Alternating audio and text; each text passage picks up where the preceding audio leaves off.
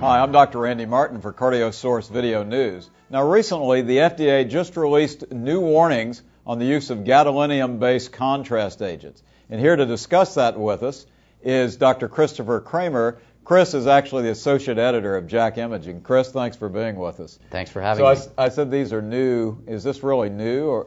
Well, it's not necessarily a new warning. What they've done is a recommended labeling of all gadolinium-based contrast agents in regards to the risk of nephrogenic systemic fibrosis in patients with stage 4 to 5 chronic kidney disease who receive these agents.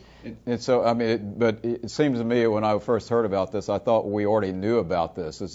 What's the FDA warning really mean? Well, it's really just a change in requiring the labeling of the drugs. They originally came out with a warning in December of 2006, was the initial warning, in which it was recently recognized the association between nephrogenic systemic fibrosis, which is a rare sclerosing disease, and associated with gadolinium in patients with severe chronic renal disease.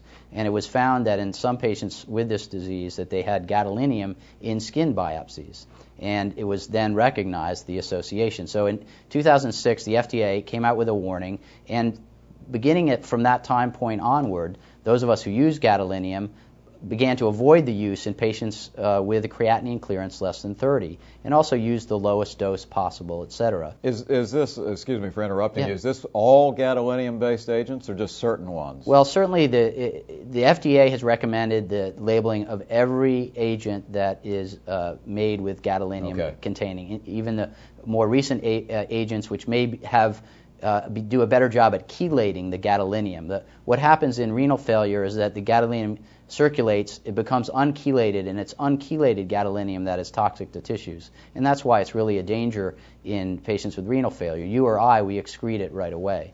And so the older gadolinium-containing agents are not as tightly chelated, and they may be at higher risk, but the FDA has said that any gadolinium-containing agent requires the warning. It's certainly the older agents that have more of the cases associated with them. That may be because they've been around longer and used a lot more, but also it may be because they chelate gadolinium a little less tightly. So I'm familiar with chronic kidney disease, chronic kidney failure, as we'll say. What about acute kidney problems? They certainly recommend avoiding the use in patients with acute renal injury, hepatorenal syndrome, and, because they too may be at risk. It turns out, though, there are no reported cases in patients with creatinine clearances of greater than 30, and the incidence of this disease has become almost negligible with a change in practice beginning in late 2006. So for our colleagues that are watching, if they want to get a gadolinium study, what do they need to know?